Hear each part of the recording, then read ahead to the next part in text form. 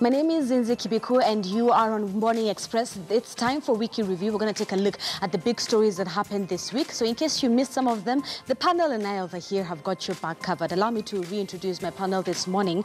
Sitting closer to me is Honorable Tindi Mwale. He's a member of Parliament of Butere. And on the other side is Philip Magar, who is an advocate. And of course, Haron Dubi, a lawyer. Joining us all the way from Mombasa, from our I&M studio, that is, Honorable Martin Owino, Member of Parliament for Ndiwa.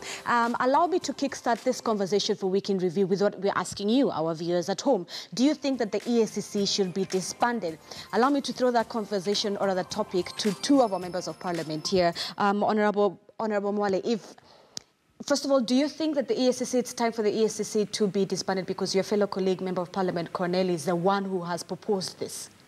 I haven't looked at the reasons why he's saying it's supposed to be disbanded. But you see, if you disband the EACC now, and yet we have lost a lot of money, then all these things just evaporate. I think we shouldn't disband it now. We just need to reinforce EACC, not to disband it. Honorable Owino, who is joining us from our A&M studio, are you of the same school of thought? Do you support the proposal by Member of Parliament Corneli? Yes, you see, Sharon, when the Republic or the people have lost confidence in an institution, it's like they have signed off. So it is upon the EACC to defend themselves. What have they done? Have they become a reactionary kind of a commission? And where is the ethics? Because I thought ethics and anti-corruption, ethics comes first, and that should have come all the way with prevention and detecting early things before even they are committed.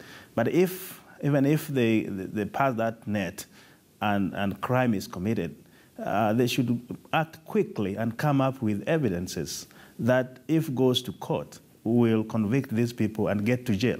They have not been doing that. It's now they're waking up. So we have a lot of money being given to these commissions. Not only EACC, even others should go, because if you look at the budget of this commission, there have been billions. But the outcome, where is the value for money? So it is upon them to come up and say, we can't go because of 1, 2, 3. But me, as a member of Parliament, I've not seen it. So it is upon them, really. They should have gone yesterday. Well, Honorable, we had the EACC boss yesterday, Mr. Wako, and he said that apparently they've been handling cases. But let me throw it back to here. We have a few lawyers.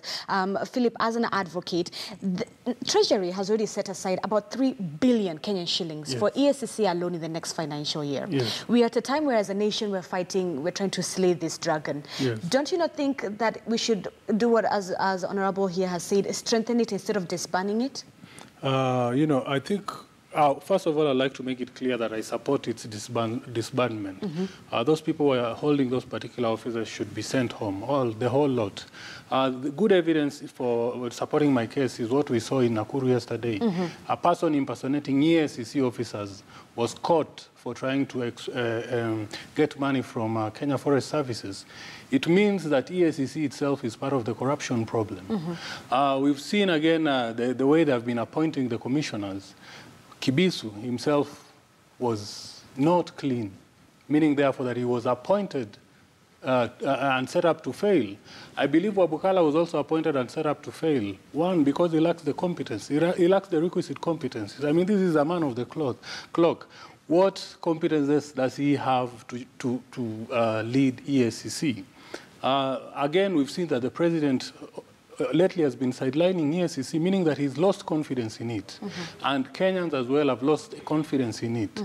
We haven't seen any high-profile prosecutions. We haven't seen any successful prosecutions other than of traffic police officers and other junior officers. And it's what Mr. Ndubi was saying earlier. It's the small fish instead of going for the big dragon here.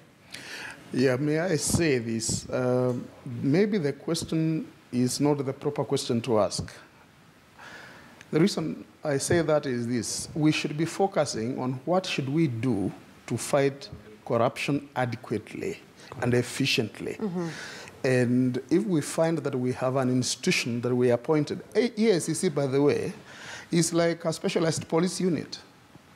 Like we have anti-terror squad, ATPU, we have serious crimes police unit, we decided to have an anti-corruption commission thinking that it's going to help.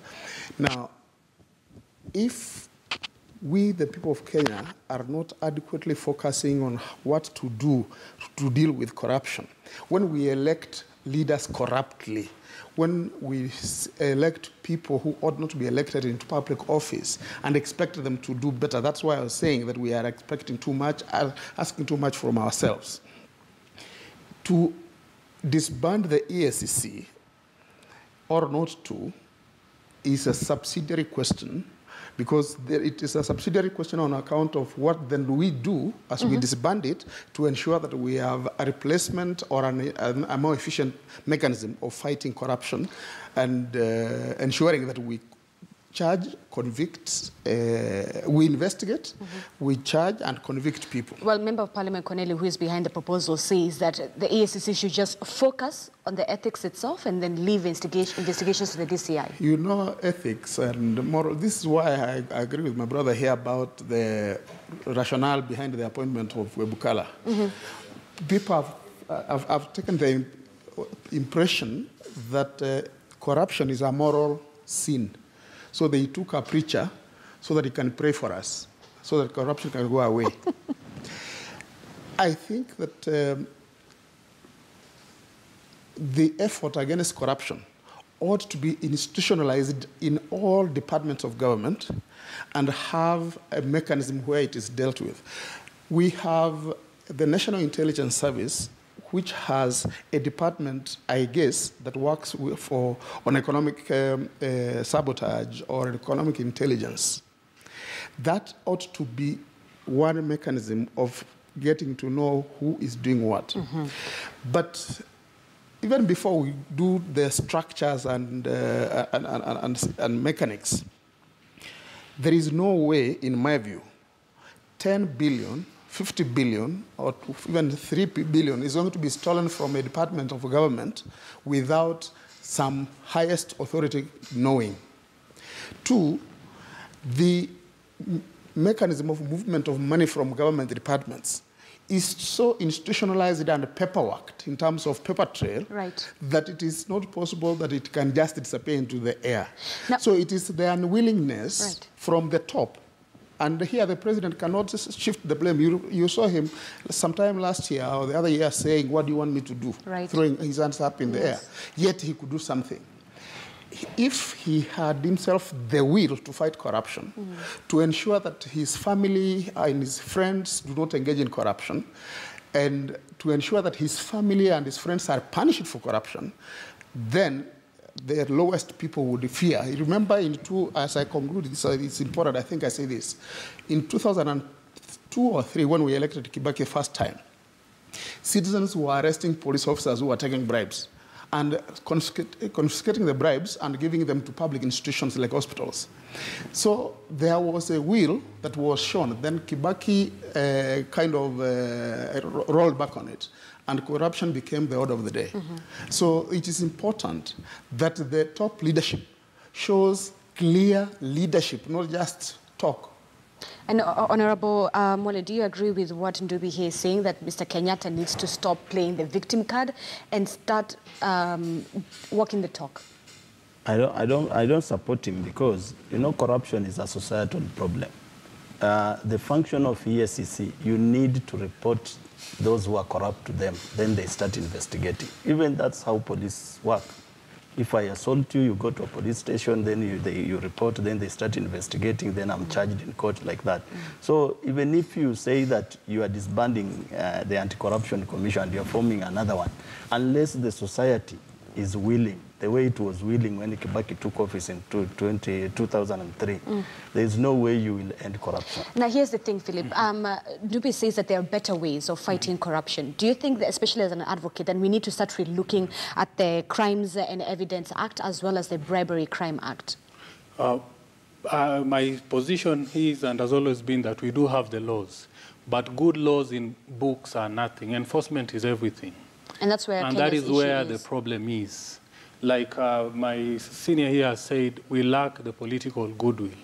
The president has condoned the practice as now it has become widespread.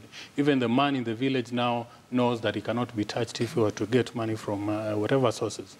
One thing I would like to disagree with Honorable Tindi is on the question of reporting crimes. I've seen EACC all the time telling people to report issues to them, you know, that their hands are tied unless matters are reported to them. I mean, there are two ways of getting to know whether a crime has been committed, and one of them is proactivity, investigations. I mean, if a police officer saw two people fighting in the streets, he wouldn't tell the victim, come to the police and make a report. When money has been lost, it's upon EACC to take the initiative to investigate. And that has been the excuse offered by EACC over and over again. And speaking of money being lost, here's the thing. Economic theft here in Kenya is not just a matter of crime. It steals from Kenyans their fundamental rights that you as a Kenyan have, that is there on Chapter 4 of the Constitution. Here's the thing. With economic offense, CJ himself, Chief Justice Magistrate Douglas Ogoti, said that, and I quote, economic offense are a class apart and need to be approached differently. Mr. Owino, let me loop you into the conversation. What approach then would you want to see the judiciary, now that all eyes are on courts, to handle this economic theft that we're seeing as a nation? Yeah, the judiciary have to play their role, and they have to play it firmly, without any favor, but also the judiciary have to work with the Constitution. As you dig or as you go through this garbage, there are some people who are also innocent. You can't trample over Constitution because an alarm has been sounded. So we want them to really be professional in their work, weed out who is wrong, who is not, and then pass judgments. But allow me to say this, Sharon. The corruption has become more or less a lifestyle. It is in behavior. It is conditional. What the other part which we are living, and that's why I was alluding to ethics or ethical behavior in offices, we are not rewarding those who are trying their best to do what is right. In other countries or circumstances, or even in the private sector, you find people being given bonuses because they have had a bumper production or they have done very well. We need to introduce that also in the public system or civil system, so that those who are who have resolved to do good things are awarded. You know, that can also work as a motivating factor.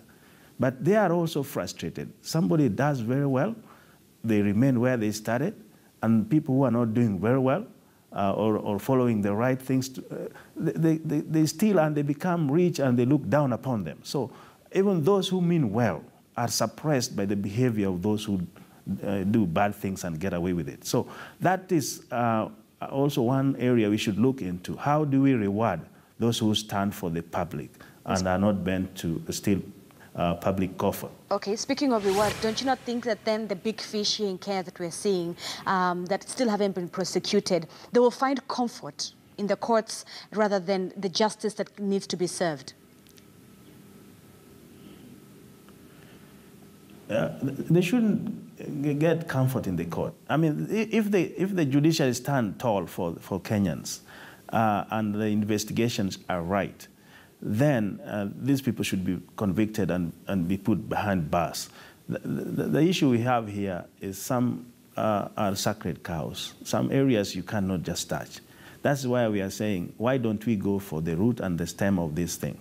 Because if that is let loose, you are on your own. If you steal, you are on your own. There's no defense. You face it. You face the music. Then that will be a lesson. That is a warning to those who are contemplating stealing. But I think there are three arms of government here.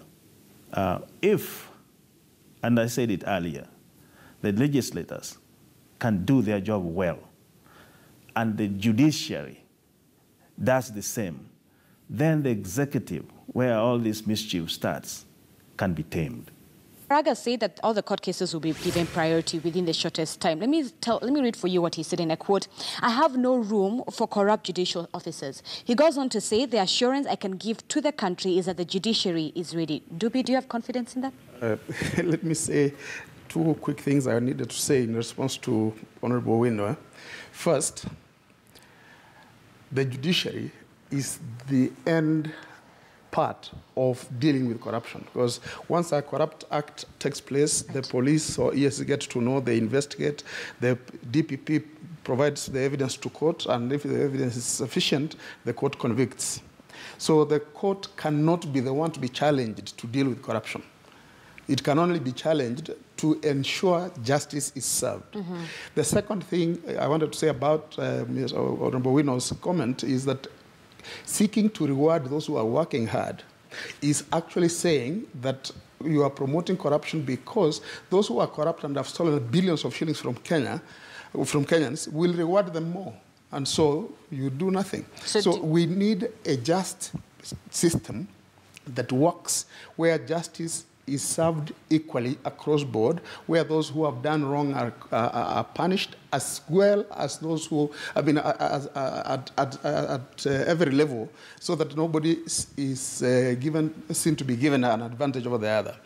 The third point I want to make about the statements you have read of Mr. Ogoti, the magistrate, and Chief Justice Maraga, unfortunately, I think they are engaging in politics like the politicians. They are trying to play to the gallery. They should wait for cases to come. I was very disappointed at Mr. Ogoti's remarks. They are sweet to the public ear. To the gallery, they are very sweet words, because that's what we are all saying. But in terms of a judge sitting, knowing that an accused person before me is presumed innocent until there is evidence produced before me, you cannot then, upon them being brought, to say corruption is a scourge that steals from the public, that kills, it's worse than murder, and therefore I'm denying you bail.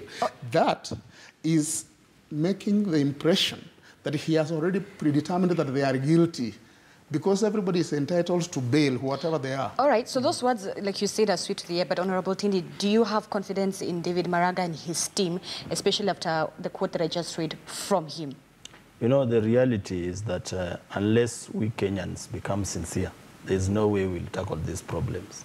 You know, the Haron Dubi has talked about the president not being sincere, but the reality is that the law in itself is the one that has tied the hands of the president. Because you saw the other day he tried to suspend even to order for public vetting. And again, Mtata went to court. The court stopped the president. It's very clear. This thing, even me, I'm an MP. There are some things in my constituents when I want to do. Again, I'm told no. Nowadays, CDF is national government. So you have to go through the DC. I don't know, you do this and that.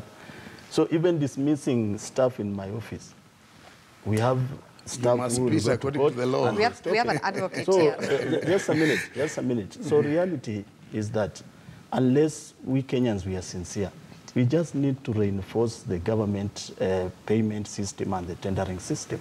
We need to reinforce it, because you remember before we had the IFMIS, we are losing a lot of money.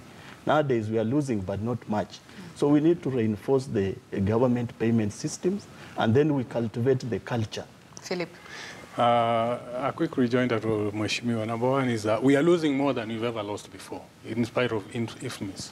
That is number one. Number two, we have laws for a reason, and they must be complied with. But those laws are not the president. They are not stalling. I mean, the president has advice, and he can be best advised on how to go about this. You cannot make a blanket condemnation of all accounting and procurement officers. These are people who can be taken through vetting in a very systematic manner. Let's forget about the Moise Era's roadside declaration. But my most important point I want to make is that the judiciary is being set up to fail and take blame for this war on corruption. The courts cannot convict if there is insufficient evidence. Evidence, right. And therefore, I think ultimately Maraga and the whole of his team, if they are not careful, if they do not watch their steps, will take the blame for the fail in the fight against corruption. I think for them to stall that, for them to forestall that, one, they must put up mechanisms in place to see to it that these cases are disposed of expeditiously. We should have a day-to-day hearing of these cases. I don't see why we should have 1 month, 3-month adjournments. Because that's where now the business happens. Yes, we are still, the cases from 2007 concerning Anglo-leasing are still in courts today. By the time those people get convicted, if at all they do, Kenyans will have forgotten about them and Kenyans will be comparing. Let me just add one point, yeah, which is, again, the judiciary to forestall such accusations and condemnation, they must make their proceedings public. Let Kenyans know what is happening in those courts. Okay. If the the prosecutors are presenting evidence, if at all they do have any evidence, because otherwise, at the end of it all, we'll be told, oh, it is the Constitution, it is our laws, it is... You see, Zinzi, we need to be very realistic. When you are being sworn in as a president, you say that you will uphold the Constitution of Kenya. That's the main thing which the president is sworn in to do. Yeah. Then, secondly, you saw during the other regime, the first term of Uhuru Kenyatta, he suspended during the address to the parliament. He has suspended those blacklist. Yes, those who had been mentioned. But again, he had to leave the Constitution, the framework of the law, the way it is stipulated, to take its course. And that's why he complains that he suspended people according to the way he was given the list, and now when people go to court, they again done what? Vindicated. And you see, they are the same lawyers, Haron Dubi, who will stand up and say, I'm now the lawyer of a corrupt person. And he argues in court, he even tries to prove that that person did not do the corruption scandal. And you see, the same lawyers, they like talking about politicians, but the same lawyers, right now, if I go to court, and maybe I'm being charged of even killing someone, it is Haron Dubi who will stand up to defend me. And is the one who will start reading the Constitution, making sure that he wins the case, so that I walk out scot-free. I make sure you get justice, not to win the case. Yes. Good point. Let me bring in our Honorable Owino. Here's the thing, Mr. Owino. In the last speech that Mr. President Kenyatta addressed the nation during Madaraka, he promised Kenyans a few things when it comes to tackling corruption. He said, 1, he will fight corruption. Number 2, more arrests will be seen, because he said in a quote that his government has no space for corruption. Evidence will speak for itself. He's also said that law changes is one of the things. Here's the thing that caught Kenyans on guard: lie detectors. Do you think that those polygraph tests will actually work and will serve the due diligence that they have been bought for? For Kenyans is first of all, who is going to operate this machine? Is it another Kenyan? Could he be also corrupt before even he could do that? So, I mean, what will work for Kenyans is daily monitoring of what people do. One shot or one-time thing will not really reveal whether this guy is lying or did that. What I strongly believe is a system of checks and balance. And that system should be overlooked by people of integrity. For example, mistakes, these billions are not stolen overnight. No, these billions are systematically being stolen and other people looking the other side. So what the president would have done, for me, is to review the PMF Act. You know, in the old times when we were in the government, we were looking, we were doing purchases using what we used to call LPOs. And there were also cash boxes. For example, from a cash box, you could buy a pen at the rate of a supermarket. Right now, through tendering system, a pen worth of 200 shillings can go for 5,000 because of the inflation they talk about. So we need to look in the procurement system entirely as legislators. And sometimes we would have to go back the whole system, because Kenyans have become so greedy, so smart, and ill-bent in stealing everything. So I don't think the lying text will just one piece of it, but it won't do much for Kenyans. What will do much is performance-based oversighting. In 3 months, we have to look in this. We don't have to be a reactionary government that wait for people to steal and then we go after them. We have to find out these things before they are done. Honorable, in the budget, in the implementation and all that. All right, Honorable, we know even as we close off and we are debating on this whole issue of whether EACC should go, I'd love to hear your thoughts on this specific one. The Judiciary is going to be one of the state agencies that will see a financial cut in the next financial year that Treasury is yet to read. What are your feelings about that, given that now all eyes are on the court? Yeah, some people we have to slap on the wrist, some people we have to spank. Because I had my friend, a lawyer there, saying they wait for evidence to be enough to convict somebody, even to sentence them. But in judiciary, that's where files used to get lost or evidence is being tampered with. They also have a blame. Nobody is clean here.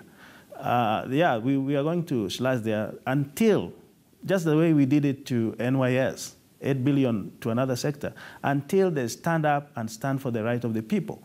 You can't absolve yourself from this. Just accept we also are in the production realm of this mess and do the best you can to prove yourself to Kenyans.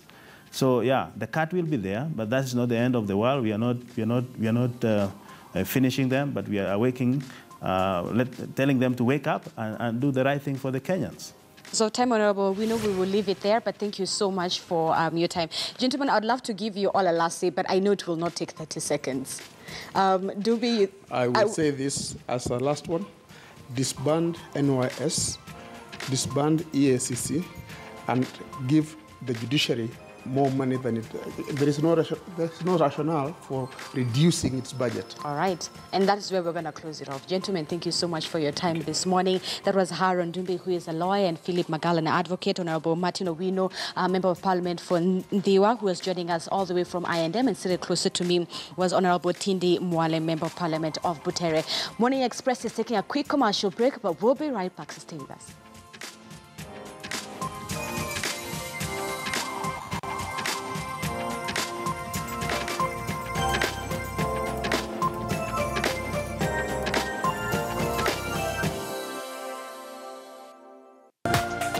This is KTN News.